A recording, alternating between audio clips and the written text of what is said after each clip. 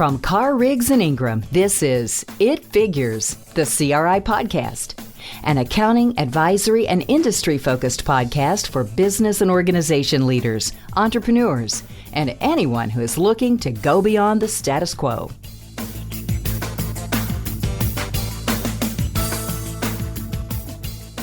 Welcome, everyone, and thanks for joining today's episode of It Figures.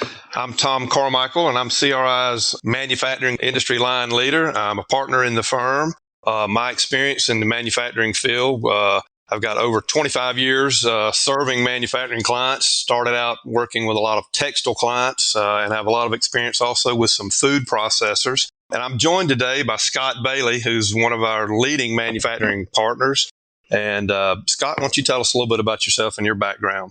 Thanks, Tom. I'm a partner out of the Raleigh, North Carolina office, and I've had almost 20 years of experience with a mix of manufacturing and distribution, both from a public accounting perspective as well as from an internal audit perspective. So I've seen it from a lot of different angles and in a lot of different industries as well. I've worked with some contract manufacturers. I've worked with pharmaceutical manufacturing and generics, as well as some of the more traditional supply chain manufacturing as well. So had a lot of opportunities to take a look at this industry from a lot of different perspectives, and it's one that both Tom and I enjoy working with quite a bit. So, you know, this is definitely an area where we've spent a lot of time and put a lot of focus. Absolutely. And thanks, Scott. And so we've got a great topic today. You know, we're going to discuss controlling manufacturing costs and, you know, share some techniques and some strategies that we've seen, you know, some of our better managed and more profitable clients employ over the years. But before we jump into really talking about the different types of costs and some of those techniques, you know, I want to touch on one of Peter Drucker's core principles. And, you know, that was if you can't measure it, you can't improve it. And, you know, what you're measuring, whether it be, you know, cost or different type of soft topics that may not necessarily involve dollars, you know, it may be processes actually that, you know, you're measuring and monitoring too. So, you know, Scott, why don't you tell us a little bit about, you know, the reporting systems that maybe you've seen in place and what some of our clients have developed as they look to truly measure those costs or those key performance indicators that, you know, sort of keep them on track and how they're managing costs and their business with it. Sure, Tom. And really one thing I would say is that the systems in place for that are less important than the data. Making sure that you have good data and that not only do you have it, but you're looking at it on a regular basis, that you're actually using that data to drive your decision making. That is absolutely critical. And for some of our best manufacturers and distribution companies, they've always got an eye on that data. So, and this covers the gamut of their businesses. This covers costs from raw material to labor to their indirect costs and overhead. It covers the whole thing. And you know, all the way down through their processes from, you know, that's obviously on the production side, but also on the inventory management and the sales side. As we know, several of our businesses fluctuate depending on the time of year or depending on buying patterns of customers. And on the cost side, costs can vary based on when certain raw materials tend to be more available than others. In particular, if you look at industries that are dependent upon natural resource raw materials, a lot of the production for that can vary based on the time of year and the distance from supplier to your business. So the key thing is to have that data. And if you're looking at that data, that should drive your decision-making process across any of the topics that we discussed today.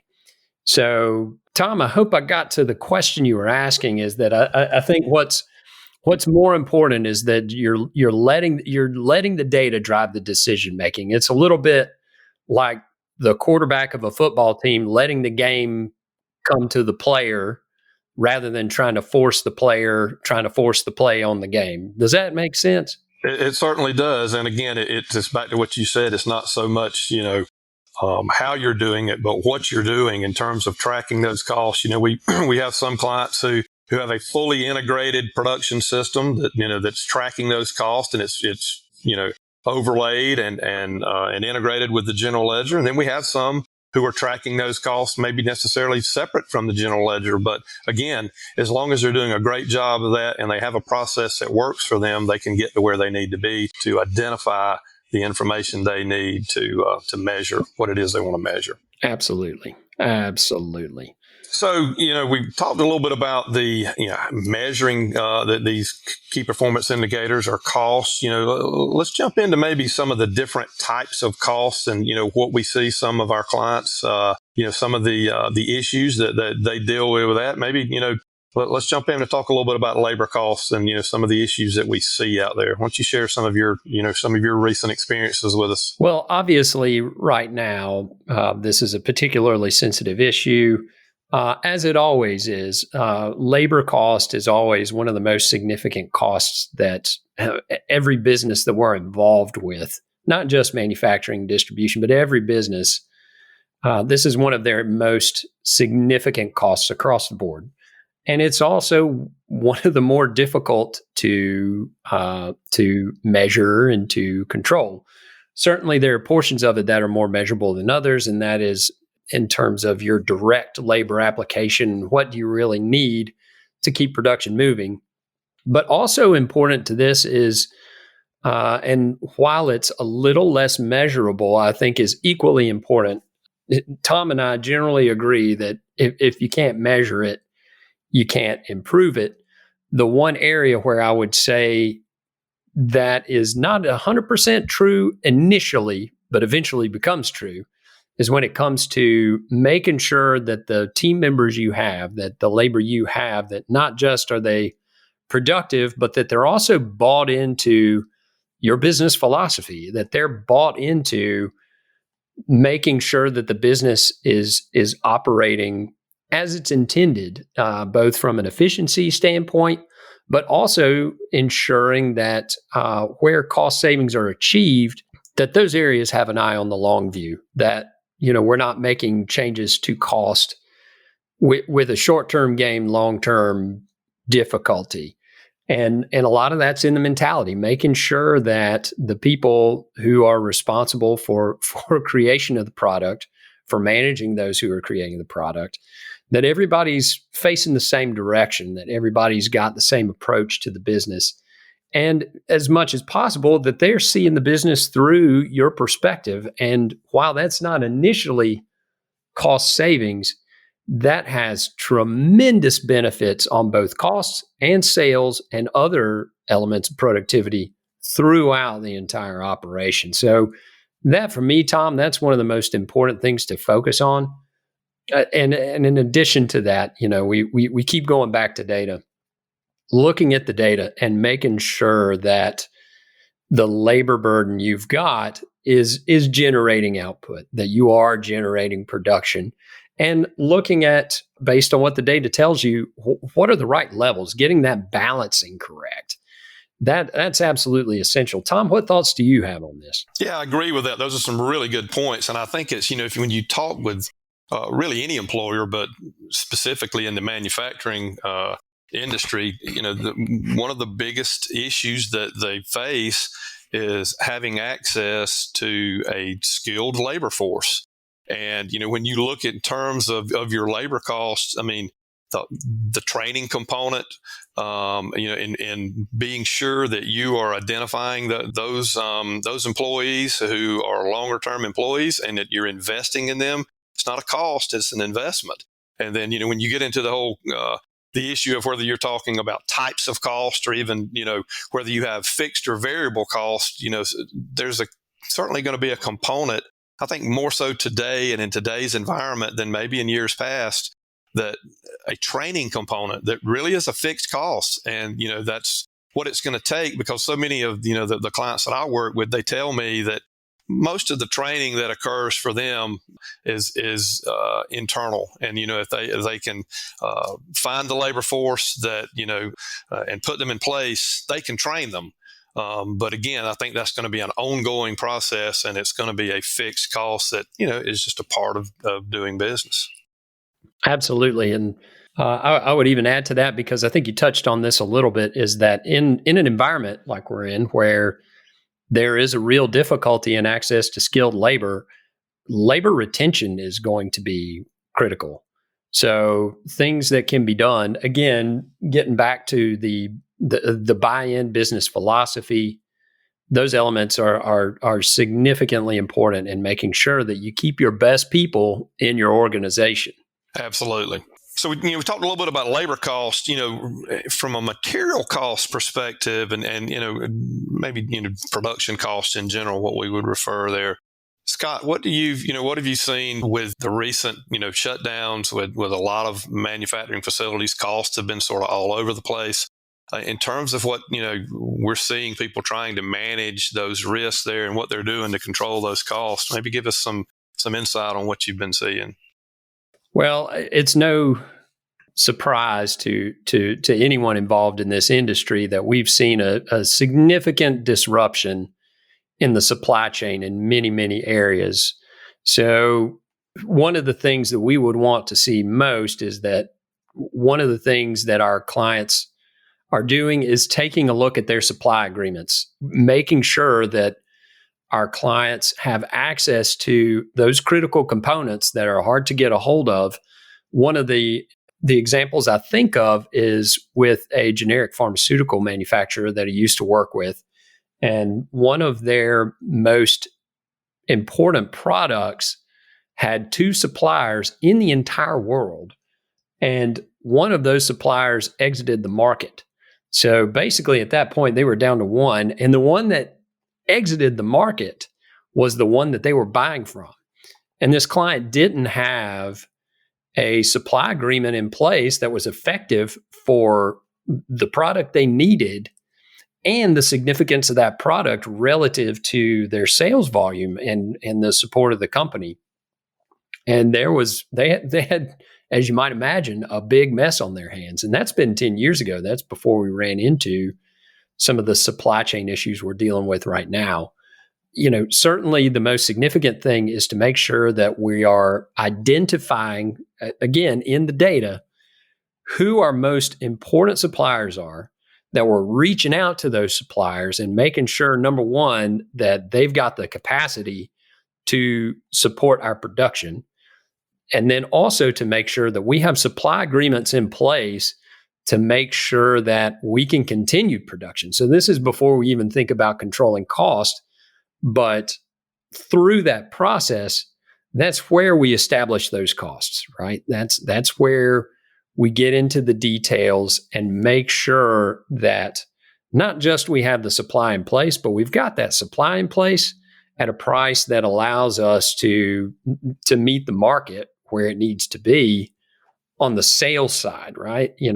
Most of our manufacturers operate in either somewhat of a cost plus or various forms of driving revenue based on the cost. But we want to make sure, number one, we've got supply, and we've got supply at an appropriate cost. What are you seeing in this area, Tom? Yeah, I think there's no coincidence that the best managed, clients that we work with are, by far and away the best communicators, and they have the best relationships with really all of the stakeholders in their business, but particularly with their vendors, because they know that with, the supply chain getting shortened, with just-in-time, manufacturing processes being put in place. That's the key, is for, the communication to be there so that there are spikes or whatever it may be, in someone's production, process, so that your vendors understand, what your process is, so that they can make the decisions that they need to do to be a quality provider as well.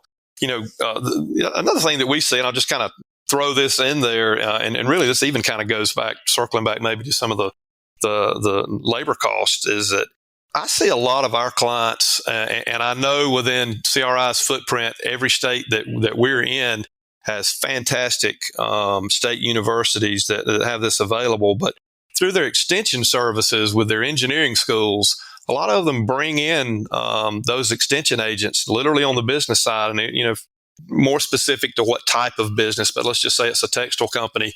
There are textile engineers that can come in and take a look at your processes.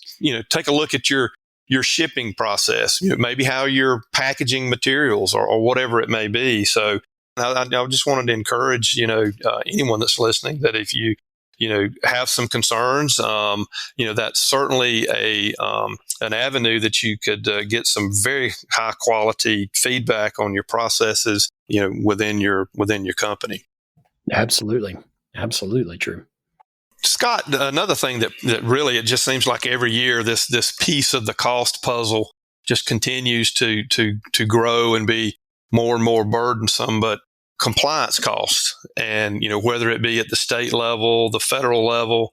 I know all manufacturers are burdened with making sure that they are complying with whatever laws, regulations it may be. But share with us a little bit about what maybe you see on those regards. Well, one of the oldest forms of costs that we've seen as it relates to compliance, Tom, is related to safety.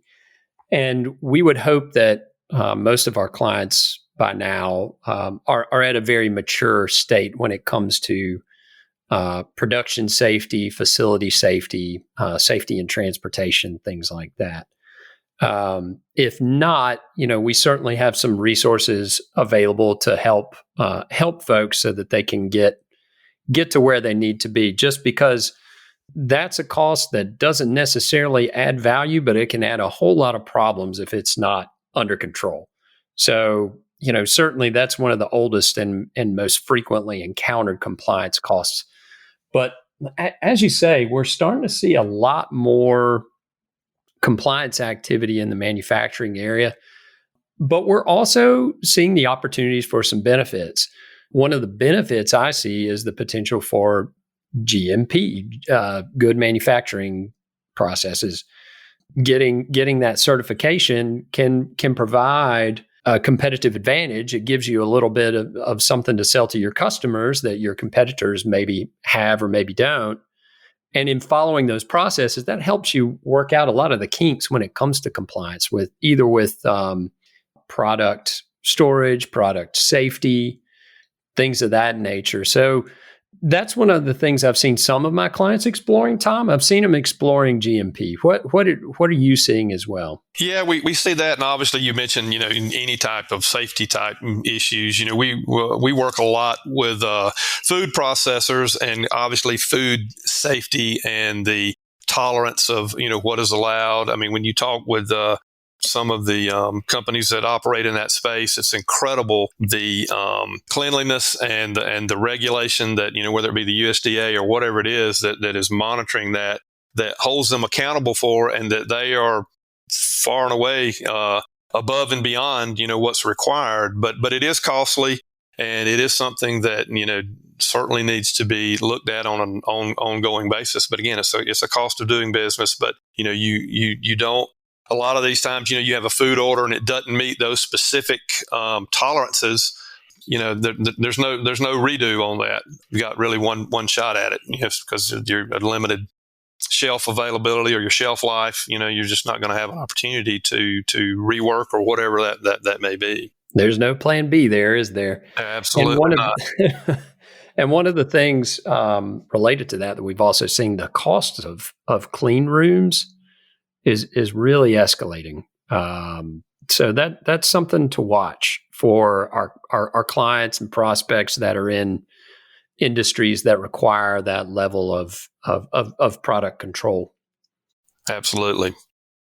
Well, Scott, thanks again for sharing your expertise with us today. And I know there's been a lot of valuable information that you've been able to share to our listeners. And, just as a recap, if you can't measure it, you can't improve it. But, that measurement goes beyond, just true dollars and cents and cost component. It's your key performance indicators, whatever they may be in your business, whether it's cultural, and obviously some of them are related to cost. But, there may be some other areas that aren't necessarily measured strictly off dollars and cents.